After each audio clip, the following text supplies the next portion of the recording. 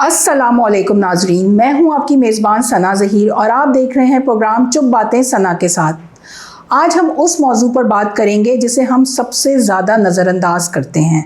हम अपनी जिस्मानी सेहत को जिस तरह से नज़रअंदाज करते हैं उसी हवाले से हम बातचीत करेंगे।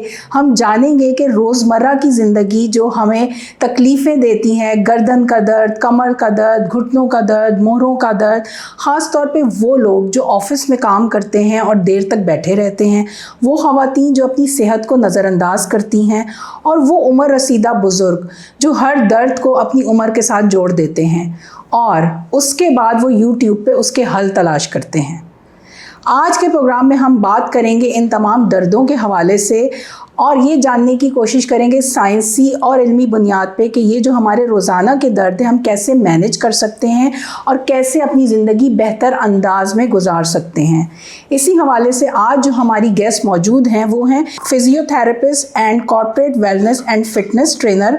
हमारे साथ मौजूद हैं डॉक्टर इरम हसन और हम उनसे गुफ्तगू आगाज़ करते हैं। हम उनसे जानेंगे कि वो किस तरह से फिजियोथेरेपी करती हैं, लेकिन सबसे पहले हम उन्हें वेलकम करेंगे अपने स्टूडियो में। बहुत शुक्रिया आपके वक्त का। थैंक यू मैम आप for invitation, thank you so much.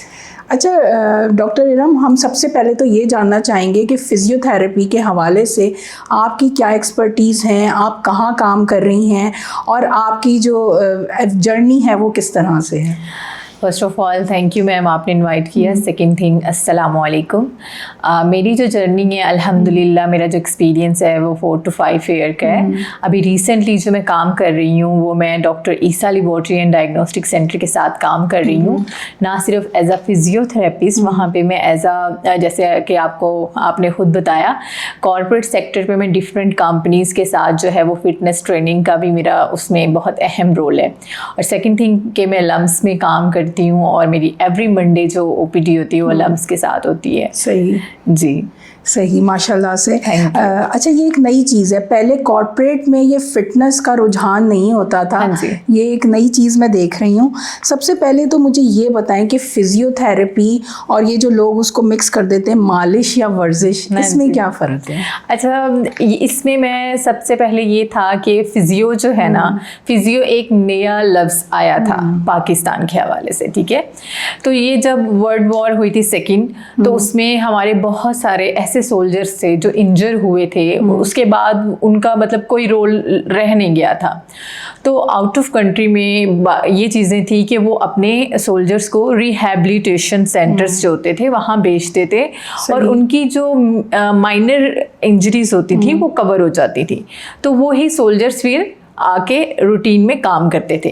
तो इस चीज़ की अवेयरनेस पाकिस्तान में बहुत ज़्यादा कम थी। तो हमने इसको जी अपना एक देसी नाम जो होता है मालिश टाइप, हमने उसको उसमें कवर कर दिया जी ये मालिश है। इसमें हमने अपना जो है माइंडसेट, तो मैं कहूँगी कि इसमें अवेयरनेस की कमी है पाकिस्तान में कि हमें पता ही नहीं है कि एक्चुअली फ़िज़ियो जो है वो नॉट अ मालिश, ठीक है। फ़िज़ियो में प्रॉपर हमारी बॉडी मैकेनिज़्म होते हैं, उसमें कुछ हमारे मसल्स होते हैं। तो उन सब चीज़ों की जब तक आपको इल्म नहीं है ना, तो आपके लिए वो एक सिर्फ मालिश है और उससे बेहतर कुछ भी नहीं। आप कहेंगे जी मालिश है, हमें कोई फ़र्क नहीं पड़ेगा।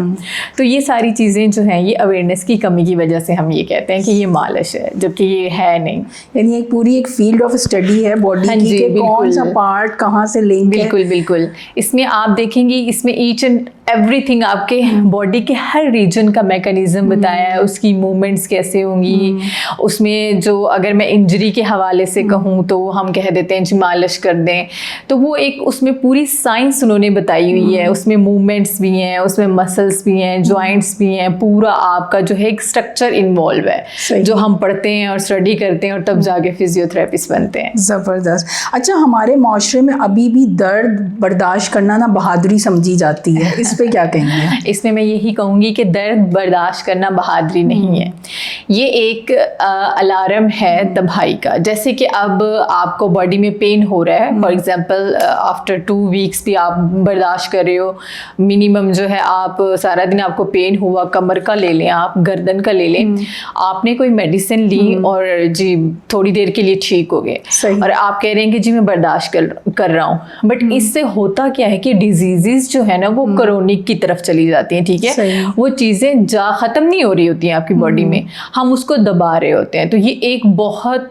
अहम चीज़ है जिसको हमें हाईलाइट करना चाहिए, लोगों को बताना चाहिए कि अगर आपको कोई पेन है, कुछ इस तरह का जो आपकी बॉडी का पार्ट नहीं है, कुछ ऐसी चीज़ जो 2-3 दिन में कवर नहीं हो रही, वो आपके लिए वार्निंग साइन है। आपको डॉक्टर को ज़रूर चेक करवाना चाहिए उसको। सही।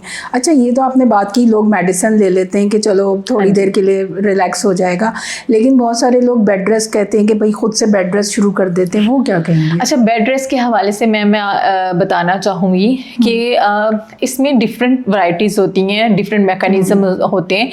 कुछ ऐसे पेन्स होते हैं जिनमें बेड रेस्ट ज़रूरी होता है, बट कुछ ऐसे भी हैं जिनमें अगर हम ज़्यादा बेड रेस्ट कर लें तो वो बॉडी जो इमोबलाइज हो जाती है, ठीक है, वो ठीक होने की जगह ज़्यादा गलत हो जाती हैं चीज़ें। फॉर एग्जांपल, एक पेशेंट है, उनको जी बेड रेस्ट बताया है 1 से 2 दिन का, बट वो पूरे वीक में बेड रेस्ट पे जा रहे हैं। उससे होगा क्या, उसमें मसल्स जो हैं आपके इनएक्टिव हो जाते हैं। आपको पता हो, जो हमारा बॉडी में मेन अहम किरदार है हमारे मसल्स का, वो है हमारे बैक के मसल्स। जब आप बेड रेस्ट में जाते हो तो वो कोर मसल्स जो है ना, वो इनएक्टिव हो जाते हैं, उनमें ब्लड सर्कुलेशन कम होती है, उनकी एक्टिविटी कम हो जाती है, मूवमेंट जो है ना वो इफेक्टिव होती है, और मसल्स जो हैं वो ठीक होने की बजाय वो सोरनेस में चले जाते हैं। तो बेड रेस्ट भी अगर आपने करना है तो आपका जो फिजिशियन है, ये डॉक्टर है, जो जिसने आपको जितने दिन भी या जितने घंटे के लिए बोला है, आपने उसको फॉलो अप करके उतनी ही बेड रेस्ट करनी है। यही चीज़ हमारे पाकिस्तान में बहुत मिसिंग है। बिल्कुल बिल्कुल ऐसे ही है। अच्छा, एक चीज़ आजकल जो बढ़ता हुआ रुझान है कि आप लैपटॉप पे बैठे हुए हैं, मोबाइल यूज़ कर रहे हैं, जैसे आप कॉर्पोरेट ट्रेनर भी हैं, जी जी बिल्कुल, तो वो कौन से मसाइल पेश आते हैं और हमें किस तरह से उनको देखना चाहिए, नज़रअंदाज नहीं करना चाहिए? अच्छा, इसमें मैम जैसे आपने बहुत अच्छा क्वेश्चन किया शुरू में कि पहले जो है ये कॉर्पोरेट लेवल पे हम इन चीज़ों को मैयर नहीं करते थे, बट अब हमने ये चीज़ सीखी है, और माशाल्लाह मैं आपको अगर लाहौर की बात करूं तो बहुत सारी ऐसी टॉप कंपनीज हैं जो अपने एम्प्लॉयज़ को इस चीज़ पे वेलनेस पे लेके आ रही हैं। कॉर्पोरेट में आजकल जो काम हो रहा है वो ज़्यादा वेलनेस पे है। वो अपने एम्प्लॉयज़ को, आपने एक टर्म है एब्सेंट और प्रेजेंट, ठीक है, उसमें देखते हैं एंड ऑफ मंथ के हमारे जितने भी एम्प्लॉयज़ हैं वो कितने प्रेजेंट हुए हैं, उनकी कितनी बार एब्सेंस हुए हैं।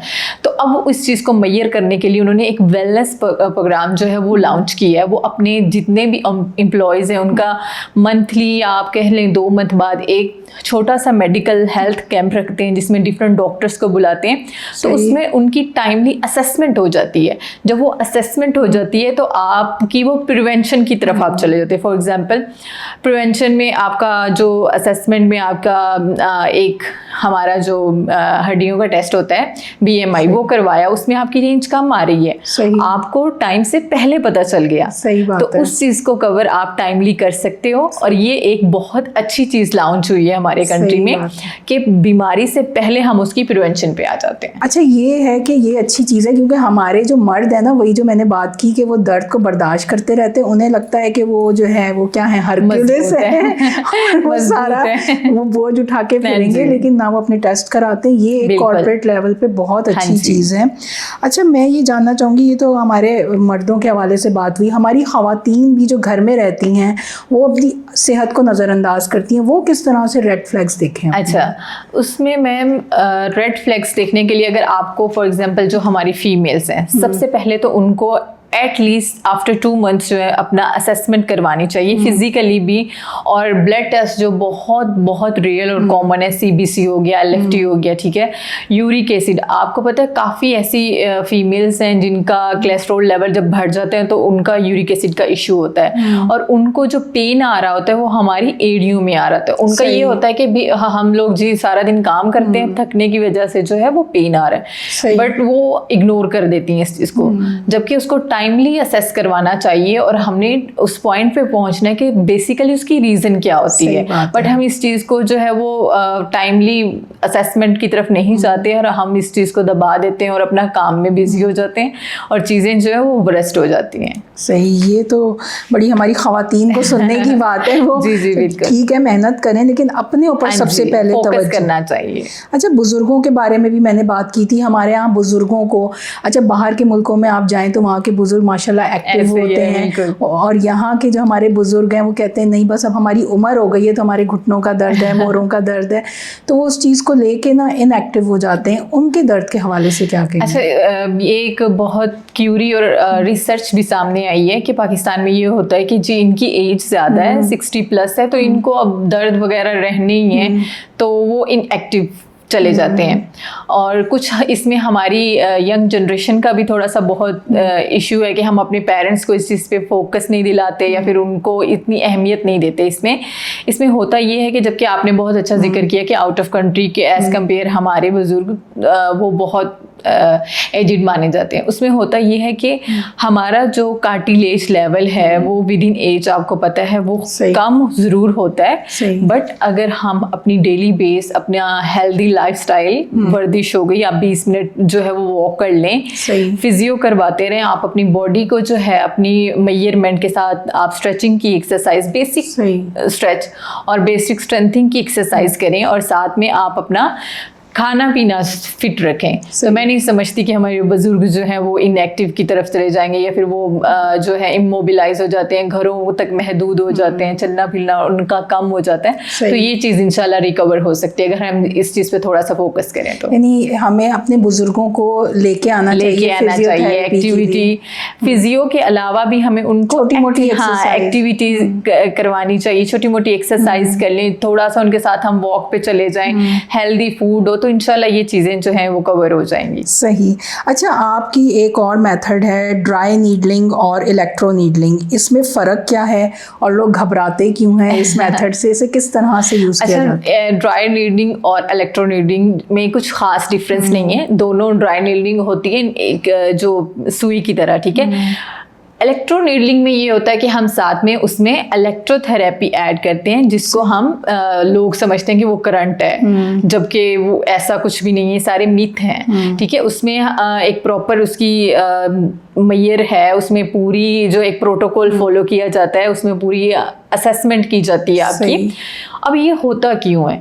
ये बेसिकली कुछ ऐसी हमारे ट्रिगर पॉइंट्स होते हैं जो हमारे बेड रेस्ट के बाद, सोरनेस के बाद, और ख़ास तौर पे ये जब हमारा पोस्चर बहुत गलत होता है उसके बाद हमारी नेक पे बन जाते हैं। ये मोस्ट कॉमन आपको रीजन बता रही हूँ, वैसे तो ये मोस्टली हर रीजन पे बन सकते हैं। तो जब वो मैनुअल थेरेपी के ज़रिए रिलीज ना हो तो फिर हमने जाना है ड्राई नीडलिंग पे, अगर उससे भी ना हो तो फिर हम जाते हैं इलेक्ट्रो ड्राई नीडलिंग पे। उसके बाद अगर उससे भी ना हो तो फिर ये सर्जरी की तरफ जाते हैं। ये इतने सवेयर होते हैं, तो इसको टाइमली असेसमेंट आपको करवानी चाहिए, डॉक्टर के पास जाना चाहिए, आपको पूरा इसका एक सेशन लेना चाहिए ताकि टाइमली ये चीज़ कवर हो जाए। जी, प्रोसीजर होता कैसा है? ये मुश्किल होता है, तकलीफदेह होता है, या फिर नाम से नीडल्स नीडल्स का सुन के ना कुछ लोग डर जाते हैं, जबकि ऐसी बात नहीं है। ये आपको बहुत, जब आपका ये सेशन होता है, जब ये प्रोसेस स्टार्ट होता है, एक हल्की सी पिंच की तरह आपको वो नीडल लगती है, उसके बाद जो आपको आराम मिलेगा, उसके बाद जो आपका वो जो ट्रिगर है ना वो काबू में आ जाता है। वो ट्रिगर जब रिलीज होगा ना तो आपको बहुत ज़्यादा अच्छा लगेगा। और मैं प्रेफर करूँगी, लोग इससे डरते हैं जबकि इससे डरना नहीं चाहिए। ये बहुत छोटा सा प्रोसेस है, विद इन आपका 20 मिनट्स में ये सेशन हो जाता है। सही, ये तो बड़ी ज़बरदस्त बात है। अच्छा, थर्ड एक और चीज़ है कपिंग थेरेपी। इसके हवाले से भी लोग जानना चाहते हैं कि ये कि साइंसी तौर पे इसके क्या फ़वाइद हैं। लोग बहुत डरते हैं, वही बात है कि नीडलिंग, कपिंग, लेकिन इसके हवाले से जो है कहते हैं कि ये सुन्नत है। बिल्कुल ऐसे तो ही है। इसके इलाज का क्या फ़ायदा होता है? अच्छा, इसमें बहुत सारे फ़ायदे हैं। सबसे पहले फ़ायदा ये है कपिंग थेरेपी का कि ये आपका जो बैड ब्लड है वो आपकी बॉडी से रिमूव हो जाता है, फर्स्ट। सेकंड, ये हमारे नबी पाक सल्लल्लाहु अलैहि वसल्लम की सुन्नत भी है, ठीक है। तो एवरी मंथ या आफ्टर 3 मंथ आपको ये करवाना चाहिए। इसमें ये होगा, अगर फीमेल्स की मैं बात करूं तो फीमेल्स का जो फेस का रीजन है इसमें ग्लो के लिए लोग करते हैं। अगर आप ट्राई करेंगे तो इंशाल्लाह आपको बहुत, हाँ जी, ये फेस पे होगा, और फेस उसके बाद आप अपने फेस का ग्लो चेक कीजिएगा, ठीक है। और इसमें जो हमारे डेड सेल्स होते हैं, फॉर एग्जाम्पल कुछ ऐसे पेशेंट्स होते हैं जिनको जो ब्लड डोनेट नहीं कर सकते, उनके लिए बहुत फायदेमंद है कि वो अपना ब्लड जो है वो इस तरह तरह से बॉडी से आउट करा सकते हैं। सेकंड थिंग, ये बहुत अच्छा प्रोसेस है और इसको करने के बाद आपको बहुत आप रिलैक्स फील करते हो। इससे ब्लड सर्कुलेशन जो है वो आपकी बॉडी की इंक्रीज होती है। फॉर एग्जांपल आपको डिफरेंट सोरनेस या ट्रिगर्स पॉइंट्स बने होते हैं, जब ये प्रोसेस के बाद आप खुद को हल्का फील करते हो, क्योंकि आपकी ब्लड सर्कुलेशन बहुत इजीली, क्योंकि अगर आपका ब्लड जो है ना वो काफ़ी ऐसे रीजन्स होते हैं जहाँ स्लो फ्लो कर रहा होता है, इसके बाद जो है वो एक नया प्रोसेस, नया सिस्टम हमारी बॉडी में एक्टिव होता है, जिससे हमें बहुत रिलीफ मिलता है। ज़बरदस्त। अच्छा, मुझे ये बताइएगा डॉक्टर इरम के बहुत सारे लोग हमारे यूट्यूब से देखते हैं कि ये वाली मैं एक्सरसाइज कर लूँ, या मेरे इस फलाने को ये एक्सरसाइज बताई थी मैं ये कर लूँ, तो ये उनके लिए फ़ायदेमंद है या नुकसानदेह है? ये एक्चुअली इसमें काफ़ी लोग ऐसे हैं जो कहते हैं जी बस टीवी से देख लेंगे और परफॉर्म कर लेंगे, उससे हमें फ़ायदा हो जाएगा। ऐसा बिल्कुल भी नहीं है, क्योंकि हर पेशेंट की अपनी एक प्रॉपर क्यूरी होती है, हर पेशेंट का एक अपना केस होता है। फॉर एग्जांपल आपको नेक पेन है, वो किस रीजन पे है, उसमें आपकी मूवमेंट कितनी इफेक्ट हुई है, किस साइड पे है, तो वो वाली एक्सरसाइज जो है वो आपको करनी पड़ती है। जबकि आप दूसरे को देख के फॉलो कर रहे हो, इट्स मीन आप स्ट्रॉन्ग हो। उसको हमने क्या प्रोटोकॉल दिया, उसको कितनी ज़रूरत थी, उसका क्या एंगल था, वो उसको नहीं पता होता। सही बात। तो ये चीज़ जो है ये हम लोग बहुत इन है, लोग एक दूसरे को देख के वो अपना जो केस है वो ख़राब कर लेते हैं। तो मैं ये रेकमेंड करूँगी कि आपको एक बार जो है ना वो ज़रूर फिजियोथेरेपिस्ट के पास जाना चाहिए, एटलीस्ट अपना केस उसके साथ डिस्कस करना चाहिए। वो आपको, आप उनसे मांगे, आप नहीं जा सकते तो आप उनसे होम प्लान मांग लें, वो आपको एक प्रॉपर होम प्लान देंगे जिसपे आप फॉलो अप कर लें। तो ये आपके लिए बेहतर है, ना कि आप किसी और को देख के फॉलो कर रहे हैं। ये हमारे पाकिस्तान में बहुत है, इसलिए इस पे तो बात होनी चाहिए। अच्छा, अगर हम देखें जोड़ों या पट्ठों का दर्द महीनों से ज़्यादा बढ़ रहा है, तो हमें फिजियोथेरेपिस्ट से कब कांटेक्ट करना चाहिए और इसमें क्या एहतियात करनी चाहिए हमें? अच्छा, इसमें कुछ ऐसी डिजीजेस होती हैं जो जेनेटिकली हमारे आबाओ अजदाद से हमें मिलती हैं। वो जैसे कि अथराइटिस हो गया, गेंटिया जिसको हम उर्दू में, ये मोस्ट कॉमन डिजीज़ है जो एवरी पर्सन जो है पाई जाती है। सही। इसमें अगर आपको पेन, आपकी नी में पेन आ रहा है फॉर एग्जांपल, और आप 2 वीक से अबव जा रहा है, तो आपको ज़रूर अपनी असेसमेंट करवानी चाहिए। उसमें हमने डिफरेंट टेस्ट होते हैं जो आपको वो डॉक्टर रेकमेंड करेंगे। ब्लड टेस्ट भी होंगे, आपकी फिजिकली असेसमेंट होती है जिसमें कुछ ऐसे हमारे स्पेशल टेस्ट होते हैं जो फिजियोथेरेपिस्ट परफॉर्म करते हैं, ठीक है, और उसमें वो डिफरेंट डायग्नोसिस बनाते हैं। तो एक नी पेन, आप ये नहीं कह सकते कि जी उसको अथराइटिस है। नी पेन में भी डिफरेंट डीडी आ जाती है, तो उसमें डिफरेंट डायग्नोसिस जो है वो आपका डॉक्टर ही बना सकता है। तो आपको, हाँ, अगर आपका within 2 weeks pain manage हो रहा है, इट्स मीन गुड, आप मेडिसिन लेके ओके हो। बट अगर वो ब्रेस्ट हो रहा है और इससे ज़्यादा जा रहा है, तो आपको ज़रूर डॉक्टर से कंसल्ट करना चाहिए। सही। अच्छा, ये होता है कि एक तो ऑपरेशन के बाद भी फिजियोथेरेपिस्ट की ज़रूरत होती है, तो वो कौन से फैक्टर्स हैं जो बहुत ज़्यादा ख्याल करने चाहिए? क्योंकि एक तो सी सेक्शन के बाद भी आपको ज़रूरत पड़ती है, और जो नॉर्मल ऑपरेशंस भी होते हैं, लेकिन कुछ लोग कहते हैं कि नहीं, इसकी ज़रूरत नहीं है। क्या कहेंगी सवाल? अच्छा, ये बहुत अच्छा आपने क्वेश्चन किया। आजकल की जनरेशन, ख़ास तौर पे फीमेल्स को मैं रेकमेंड करूँगी, जो मोस्ट इंपॉर्टेंट है ना पोस्ट ऑपरेटिव सी सेक्शन तो है। अच्छा, उसमें कुछ ऐसे एक्सरसाइज होती हैं जो आपको हेल्प करती हैं, री एजुकेट करती हैं आपको, ठीक है। उसमें आपके पोस्चर्स भी आ गए, बेली फैट भी आ गया, डिफरेंट चीज़ें होती हैं। उसके बाद कुछ ऐसी सर्जरीज हैं, जैसे आप ACL लगा लें, ठीक है, PCL जो हमारी नी की सर्जरी होती है, या फिर हमारी हिप रिप्लेसमेंट होती है, उसमें तो आपको मस्ट फिजियोथेरेपिस्ट चाहिए होता है, बिकॉज विदाउट फिजियोथेरेपिस्ट आप कभी भी उस सर्जरी को जो है वो कामयाब नहीं बना सकते, क्योंकि उसमें प्रॉपर असेसमेंट होती है। उसमें आप पेशेंट्स की जो है वो रेंजेस देखते हो, कितनी सेंटीग्रेड, या फिर उनकी मूवमेंट्स। तो ये सारा फिजियोथेरेपिस्ट एक प्रोटोकॉल होता है रिकवरी का, जिसमें 6 मंथ भी, ACL की अगर इंजरी की मैं बात करूं तो उसमें हमें एटलीस्ट एक पेशेंट्स को रिकवर करने के लिए 6 मंथ चाहिए होते हैं। सही। उस 6 मंथ में हमें प्लान देना होता है पेशेंट को री एजुकेशन करने के लिए, उनके मसल्स की, उनकी मूवमेंट की, उनकी जितनी भी एक्टिविटी या फंक्शनल एक्टिविटी होगी, डेली लाइफ एक्टिविटी होगी, वो पूरी की पूरी री एक्टिव और री एजुकेशन करना फिजियोथेरेपिस्ट का काम होता है। तो ये एक बहुत अहम रोल है इसमें। अगर बच्चों में बात करूँ मैं, तो बच्चे जो हैं उनमें भी बहुत अहम फिजियोथेरेपी का रोल है, और न्यूरो का बहुत अहम रोल है इसमें। अगर आपने आपने देखा हो, न्यूरो के पेशेंट आफ्टर स्ट्रोक जो है आपने देखा होगा, मेडिसिन ठीक है, मेडिसिन होती हैं, रिकवर हो जाते हैं पेशेंट, बट स्ट्रोक के पेशेंट के लिए फिजियोथेरेपिस्ट तो मस्त होता है। सही, ठीक है, उसकी रिकवरी के लिए आपको फिजियोथेरेपिस्ट में उन्होंने डिफरेंट एक्टिविटीज़ करानी होती है, आपका पैटर्न, आपका ट्रेनिंग सेशन, आपके चलने का वो पूरा एक प्लान होता है, उसके तहत जो है वो फिजियोथेरेपिस्ट चलता है। सही, ज़बरदस्त। अच्छा, एक चीज़ है कि हमारे जो खिलाड़ी हैं और आम अफराद हैं, इनकी रिहैबिलिटेशन में क्या फ़र्क होता है? अच्छा, ये बहुत अच्छा क्वेश्चन है आपका। अब इसमें मैं आपको गाइड करती चलूँ, रिहैब जो है ना वो ठीक है, दोनों के लिए बहुत अहम रोल है अदा करती है। अगर मैं एक नॉर्मल पर्सन का आपको बताऊं, एक नॉर्मल पर्सन है जिनकी सर्जरी हुई है ACL की, सही, अब उनकी मूवमेंट्स जो है ना हमें 90 डिग्री तो चाहिए होती है स्पेसिकली, बस इतना हो कि वो चल फिर ले, अपने काम इंडिपेंडेंट हो जाए। सही बात है। बट अगर मैं किसी खिलाड़ी की या कि स्पोर्ट्समैन की बात करूं, तो हमने उसको एक प्रॉपर प्लान के तहत री एजुकेशन में करना होता है। आफ्टर रिकवरी उसमें हमने उसकी डिफरेंट एक्टिविटीज़ देखनी होती है, उसकी फंक्शनल एक्टिविटी पे हम बेसिकली काम करते हैं।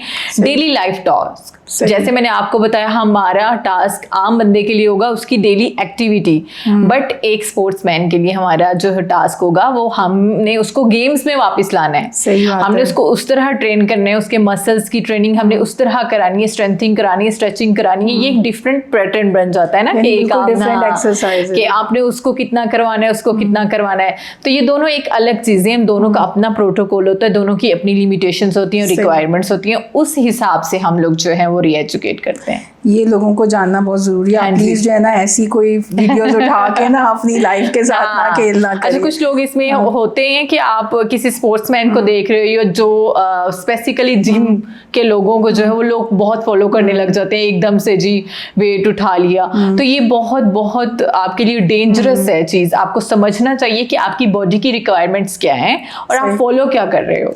अच्छा, एक चीज़ है कि जिम में जो मूवमेंट होती है, क्वालिटी मूवमेंट होती है, लेकिन वो लोग उस तरह एजुकेट नहीं होते। जैसे कि जिम का एक केस है, अगर आप उन्हें बोलें आपके पेन हो रहा है, कहेंगे कुछ नहीं, वजन उठाओ ठीक हो जाएगा। हाँ जी। इसके हवाले से क्या कहेंगे? अच्छा, ये बहुत अच्छा क्वेश्चन किया आपने। मेरे कुछ ऐसे पेशेंट्स थे, ठीक है, जिनका ये केस था कि जी वो जिम गए हैं और उसके बाद पेन स्टार्ट हो गया, पेन ठीक ही नहीं हुआ।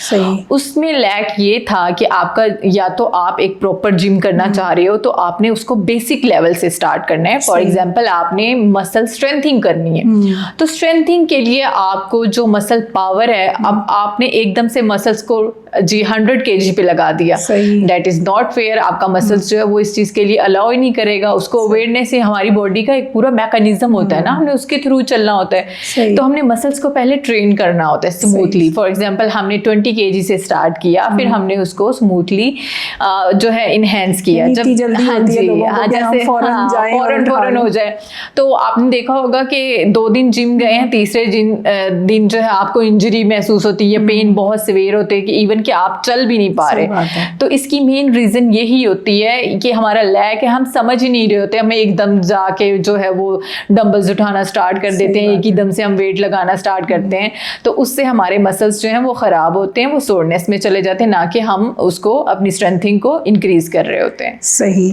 अच्छा, जैसे कि आप कॉर्पोरेट वेलनेस ट्रेनर के हवाले से काम करती हैं, तो कौन से जो है मसले सबसे ज़्यादा जो है कॉमन आप देखती हैं? अच्छा, मेल और फीमेल्स दोनों के मसले सेम होते हैं या उसमें भी कोई फ़र्क होता है? इसमें फीमेल्स की अगर मैं बात करूं तो उनके मसले थोड़े से डिफरेंट होते हैं, बिकॉज आपको पता है कि एक हमारा हार्मोनल चेंज भी होता है, ठीक है। सही। तो उसमें अगर रेशो देखी जाए रिसर्च के हवाले से, तो फीमेल्स के जो मसले हैं वो ज़्यादा होते हैं एज कम्पेयर मैन। लड़कों में ये होता है कि उनको जिम के हवाले से इशू आ रहे होते हैं। उनका मोस्ट कॉमन रीजन जो है वो शोल्डर का इशू हो गया, नेक का हो गया, बाइसेप का हो गया। जो फीमेल्स के हैं ना वो लोअर लिम्ब के ज्यादा होते हैं। बैक पेन जो है वो मोस्ट कॉमन है फीमेल्स में। उसमें भी हमारी अवेयरनेस की कमी होती है, उसमें कुछ हमारे हार्मोन्स का इशू होता है, कुछ हमारी जो कार्टिलेज है या फिर हमारी बोन्स जो ऑस्टियोप्रोसिस या ऑस्टियोथराइटिस की तरफ चली जाती हैं, उसको हम टाइमली मैनेज नहीं करती फीमेल्स जो है ना, तो फिर वो इशू बढ़ जाते हैं और इवन के कुछ लोगों के सर्जरी तक पहुंच जाते हैं। सही। तो इसलिए फीमेल्स के जो है वो बहुत ज़्यादा है। अच्छा, कोई एक एक्सरसाइज जो आप रिकमेंड करें, चाहे मेल हो या फीमेल, 8-10 घंटे जो लोग बैठते हैं काम करने के लिए? हाँ जी।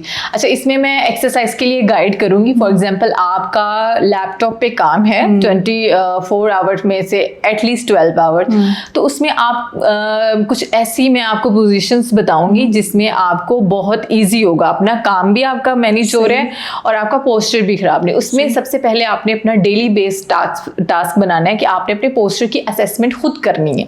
ठीक है, हमारा ये होता है कि हम जी ठीक चल रहे हैं, उसमें आपने खुद देखना है कि आपके शोल्डर्स जो हैं वो फॉरवर्ड तो नहीं है, क्योंकि कुछ लोग होते हैं जो झुक के चल रहे हैं, हाँ चल रहे होते हैं, चल भी ऐसे रहे होते हैं। तो उसमें आपने खुद को अवेयरनेस देनी है, खुद को मैनेज करना है कि आपका पोस्चर बिल्कुल ठीक है, कि आपके शोल्डर्स ठीक है, ठीक है। और जब आप काम कर रहे होते हैं, आपका स्ट्रेस लेवल, आपको पता है जब आप काम कर रहे होते हो तो आपका कोर्टिसोल जो हमारा हार्मोन है वो इंक्रीज होता है। उसके इंक्रीज होने से हमारे मसल्स जो है ना वो सोरनेस की तरफ खुद ब खुद चले जाते हैं, क्योंकि वो स्ट्रेस लेवल को इंक्रीज कर रहा होता है। तो उसको कम करने के लिए आप कुछ ऐसी एक्सरसाइज हैं जो खुद परफॉर्म कर सकते हैं। फॉर एग्जांपल शोल्डर श्रगिंग, जैसे आपने कंधे दबाए और फिर वापस, इससे आपका स्ट्रेस लेवल जो है वो डिक्रीज हो जाता है। ठीक है, इसी तरह एक बहुत मैजिकल एक्सरसाइज है जो आप बैठे बैठे परफॉर्म कर सकते हो।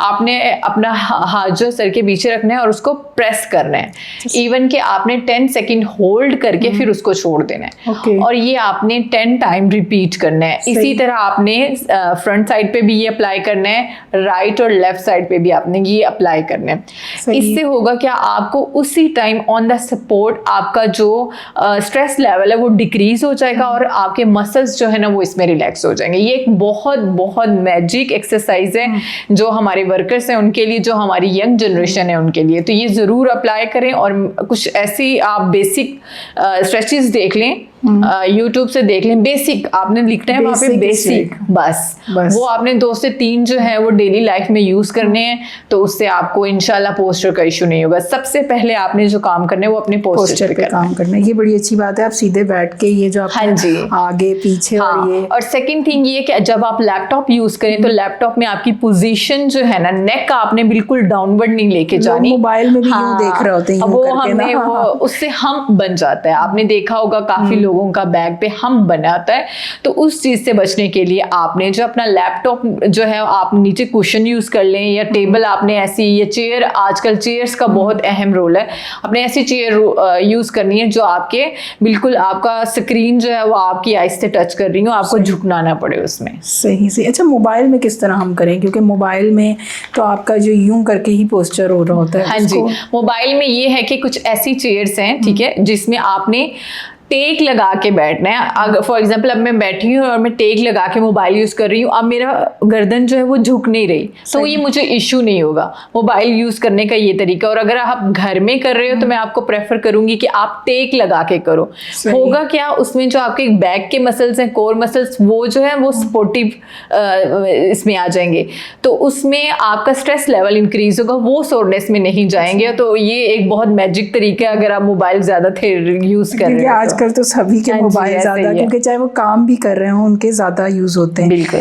अच्छा, मुझे ये बताइएगा कि पाकिस्तान में जो ख़वातीन फिजियोथेरेपिस्ट होती हैं उनको क्या मसाइल पेश आते हैं? ये बहुत अच्छा क्वेश्चन किया आपने। उसमें जी सबसे मेन इशू ये आ रहा होता है कि जी आप फीमेल हैं और आप मेल्स को कैसे असेसमेंट कर सकती हैं, उनकी असेसमेंट आप कैसे कर सकती हैं, या फिर कुछ लोगों का ये कंसर्न होता है जी ये फीमेल है तो मुझे उस तरह से प्रोटोकॉल नहीं मिल पाएगा जिस तरह से मैं एक मेल फिजियोथेरेपिस्ट के पास जाके कर सकता हूँ। तो ये सारे मिथ हैं, ठीक है, इसमें कोई सच्चाई नहीं है। इसमें अगर आप फिजियोथेरेपिस्ट हो, अगर कोई भी फिजियोथेरेपिस्ट है, मैं भी हूँ, मेरे अल्हम्दुलिल्लाह काफ़ी पेशेंट्स जो होते हैं वो मेल ही होते हैं, तो मैटर नहीं करता जेंडर उसमें। आप अपने पूरी ईमानदारी से अपना जो इनपुट देते हैं। और फिजियो एक ऐसी फील्ड है जिसमें जब तक आपका पेशेंट और आप 100% ना दो, आपका पेशेंट कभी ठीक नहीं होता। सही बात है। तो इसमें दोनों की मेहनत लगती है। अच्छा, अगर किसी शख्स को मशवरा दिया जाए कि उसकी सर्जरी होनी है तो वो फिजियोथेरेपी पहले भी करा सकता है या फिर सर्जरी के बाद ही वो फिजियोथेरेपी कराए? जी बिल्कुल, इसमें मैंने आपको पहले भी बताया कि कुछ डिफरेंट स्टेजेस होती हैं जिस पे असेस किया जाता है कि इसको अब सर्जरी की ज़रूरत है या ये फिजियो से ही ठीक हो जाता है। तो उसकी असेसमेंट के लिए अगर आपको पेन 2 से 3 हफ्ते से ज़्यादा हो रहा है तो आपको पहले एक बार फिजिशियन से असेसमेंट करवानी चाहिए या आप फिजियोथेरेपिस्ट के पास चले जाओ। ठीक है, अब मैं आपको लंबर का कुछ बताऊं, लंबर स्पाइन का बताऊं। उसमें वर्टिब्रास जैसे कि हमारी एक पूरी रीढ़ की हड्डी है, उसमें कुछ ऐसी स्टेजेस होती हैं जिसमें फिजियो के थ्रू हम उसको रिकवर कर सकते हैं। बट कुछ लोग जो हैं उसमें कंसर्न नहीं दिखाते अपना, उसको बस मेडिसिन ली और छोड़ दिया, तो वो चीज़ें जो है वो रेस्ट हो जाती हैं और वो सिर्फ सर्जरी से ही ठीक हो सकती हैं। तो उसमें हमारे डिफरेंट डायग्नोस्टिक जो है वो अहम किरदार अदा करते हैं, जैसे कि एक्सरे, MRI। उसकी बिना पे जो है वो डॉक्टर डिसीजन लेता है कि इसको फिजियो की ज़रूरत है या विदाउट जो है वो सर्जरी ये रिकवर नहीं करेगा। तो उसमें उसके बाद भी उसको फिजियो की ज़रूरत होती है। तो इससे अच्छा है कि आप बाद में या पहले तो उसमें आप असेसमेंट जो है वो टाइमली करवाएं। एक जो चीज़ है पाकिस्तानी माशरे में सेहत के हवाले से, ये फिजियोथेरेपी है, जिम है, एक्सरसाइजेज है, सेहत के वो कौन से 3 मसाइल हैं जो आप फेस करती हैं डेली बेसिस पे ना?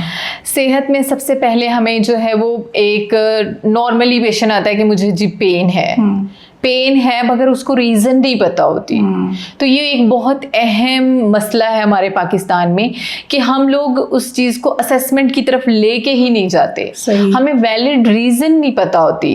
तो मैं ये एक मैसेज देना चाहूँगी कि आप लोग जो है वो एक पेन किलर लेके अपनी लाइफ जो है वो ख़राब ना करें। आप उसको प्रॉपर असेसमेंट, ब्लड टेस्ट जो भी आपको रिक्वायरमेंट होते हैं, आपके डॉक्टर आपको रेकमेंड करते हैं, वो ज़रूर करवाने चाहिए। इससे क्या होगा, आपकी टाइमली जो है कुछ ऐसी डिजीज होती हैं, फॉर एग्जांपल अगर अल्लाह ना करे हम कैंसर पे बात करें तो कुछ ऐसी सिम्टम्स होती हैं जो आ रही होती हैं पेशेंट्स को, बट वो हम डेली लाइफ को समझ के बस उसको छोड़ देते हैं और फिर वो हमें एंड स्टेज पे जाके पता चलता है। तो उस चीज़ को आप बाद में अपनी ज़िंदगी का एक काश का लफ्ज़ इस्तेमाल करने से अच्छा है कि आप उसको पहले ही कर लें, असेसमेंट की तरफ चले जाएं और अपनी लाइफ बचा लें। अच्छा, ये एक चीज़ जहनी दबाव जो होता है आपका, क्या ये भी कंट्रोल हो सकता है? क्या इसमें भी फिजियोथेरेपी की ज़रूरत होती है? जहनी दबाव से भी लोगों के अंदर पेन शुरू हो जाते हैं, ज़रूरी नहीं हो कि उन्हें कोई पेन हो रहा हो, लेकिन मेंटल स्ट्रेस से भी होते हैं। बिल्कुल। अच्छा, ये बहुत अच्छा क्वेश्चन आपने किया कि एक पेन होता है जो आपको फील हो रहा होता है जबकि वो रियल में कहीं होते ही नहीं है। तो उसके लिए आपको एटलीस्ट आपका जो स्ट्रेस लेवल है वो डिक्रीज होना चाहिए। अब आप कह रही हैं कि ज़िंदगी में टेंशन तो इतनी है कि ख़त्म ही नहीं हो रही, तो उसमें मैं आपको कहूँगी कि ये हमारे माशरे में आजकल जो अकेलापन, इसकी वजह से बहुत ऐसे केसेस हैं जो आपको इस तरह मिलेंगे कि वो बंदा अकेला होता है, वो स्ट्रेस में चला जाता है। जब आपको पता है बॉडी स्ट्रेस में होती है तो उसके हार्मोन्स जो है ना वो रिलीज होते हैं, तो जिसकी वजह से आपके मसल्स जो है ना, आपके पट्टे जो है वो खिंचाव की तरफ चले जाते हैं। जब वो खिंचाव की तरफ जाते हैं तो बंदा कहता है जी मुझे यहाँ भी दर्द हो रहा है, मुझे वहाँ भी दर्द हो रहा है, तो वो मेडिसिन लेके टेम्परेरी उस चीज़ को ख़त्म कर देता है। बट उसका जो वो हम मेन पॉइंट है ना, वो स्ट्रेस, एंजाइटी, वो ख़त्म नहीं हो रही होती। और जब तक आप समझती हैं कि वो ख़त्म नहीं होगी, मेन रीज़न ना ख़त्म हो, तब तक स्ट्रेस नहीं जा सकता। और जब स्ट्रेस नहीं जाएगा तो चीज़ें ख़राब होंगी, जिससे आपको पेन अगर नहीं भी है शुरू में स्ट्रेस की वजह से, आपको सिर्फ फील हो रहा है, तो आप इनएक्टिव रहेंगे, काम नहीं करेंगे। कुछ ऐसी एक्टिविटीज़ होती हैं, गलत एक्टिविटीज़ में भी लोग पड़ जाते हैं, तो वो एक बैड एक्टिविटी में आप चले जाते हो और बहुत सारी डिजीज़ जो है ना ये स्टार्ट होती हैं वहाँ से। अच्छा, एक चीज़, लोग जो फिजियोथेरेपी को इसलिए भी नहीं करते कि वो जो है, एक तो कहते हैं कि उसमें आपके फाइनेंस लगते हैं, हालांकि सेहत सबसे बड़ी चीज़ है। तो इसको किस तरह से जो है लोगों में कहा जाए कि भाई आप सबसे पहले देखें, पैसों से ज़्यादा अपनी सेहत है। ये मीत बनी हुई कि फिजियो बहुत पैसे या उनका ट्रीटमेंट जो इतना अफोर्डेबल नहीं होता। उसमें यही है कि कुछ ऐसे फिजियोथेरेपिस्ट भी हैं जो बहुत अच्छा काम कर रहे हैं, ठीक है, उसमें उनकी फ़ीस जो वो भी कम होती है। बट अगर आप ज़्यादा अफोर्ड नहीं कर सकते तो उसमें आप एक बार अपने फिजियोथेरेपिस्ट को विजिट करो, आप अपना अपना मसला जो है उनके साथ शेयर करो, आप उनसे जो रेकमेंड करो, आप उनसे बोलो कि आप उनको होम प्लान आपको मिल जाए जो आप घर पे परफॉर्म कर सकते हैं, बट आप वीकली या मंथली एक बार उनको विजिट करके अपनी जो रूटीन डेली बेस की या जो आपने अचीव किया, जो आपके गोल थे, फॉर एग्जांपल शोल्डर की फ्रोजन शोल्डर की एक पेशेंट आ रही है मेरे पास, तो आपको पता है उनका जो एक ट्रीटमेंट होता है वो चलता है एटलीस्ट 1 to 2 मंथ जो है ना, उसको फॉलो अप होता है। अब वो पेशेंट अफोर्ड नहीं कर पा रही बट वो करवाना भी चाहती हैं, तो उसमें यही हो सकता है कि आप उनको 1-2 सेशन दो, उसके बाद आपको मंथली आपने उसको एक पूरा पैकेज या पूरा एक्सरसाइज प्लान बना के देना है। उसमें आपने उसको बताना है कि आपने जब करना है आप मुझे एक कॉल कर लो, उसमें तो पैसे नहीं लगते ना। तो 1 मंथ बाद या 2 मंथ बाद जो टारगेट आपकी फिजियोथेरेपिस्ट ने आपको दिया होता है, क्या आपने वो अचीव किया? अच्छा, मैं तो बड़ी जो है इंस्पायर भी हुई हूँ कि फिजियोथेरेपी होनी चाहिए, क्योंकि हमारे माशरे में बहुत ज़्यादा कमी है इस चीज़ की और हम देखते हैं कि लोग बीमार हो रहे हैं। अच्छा, ये तो लोगों के लिए बड़ा जो है मीनिंगफुल और इंफॉर्मेटिव जो है डिस्कशन रही है। मैं चाहूँगी कि हमारे जो नाजरीन देख रहे हैं, डॉक्टर इरम, आप उनके लिए जो है खूबसूरत सा पैगाम, ताकि वो आएँ और अपनी फिजियोथेरेपी की तरफ। बिल्कुल मेरा सबके लिए यही मैसेज है कि आप अपनी सेहत के साथ जो है ना वो कोई कंप्रोमाइज़ ना करें। अगर आपको बॉडी के किसी भी रीजन में कोई भी पेन हो रहा है, एटलीस्ट 2 वीक्स आप उसको देखें। अगर उससे ज़्यादा आपको पेन हो रहा है तो आपको ज़रूर किसी ना किसी डॉक्टर से कंसल्ट करना चाहिए। अपनी सेहत पे कंप्रोमाइज़ बिल्कुल भी ना करें। उसमें ये है, कुछ डॉक्टर्स आपको मेडिसिन दे के टेम्परेरी उस चीज़ को कम कर देंगे, बट अगर आपका फिजियो का केस है तो वो कभी भी विदाउट फिजियो सेशन के बिना आप ठीक नहीं हो सकते। हाँ, उसमें ये है कि आप अपने फिजियोथेरेपिस्ट से कंसल्ट करके अपना एक प्लान ले लें। अच्छा, उसमें और कुछ ऐसे लोग हैं जिनमें अगर आपको फॉर एग्जांपल यूरिन आपका कंट्रोल नहीं हो रहा, आप इसको आपने ज़रूर असेस कराना है, क्योंकि ये डायबिटीज़ और फर्दर चीज़ों में चला जाएगा। और इसमें आपने कोलेस्ट्रॉल लेवल अपना जो है उसका टेस्ट भी कराना है, यूरिक एसिड का कराना है।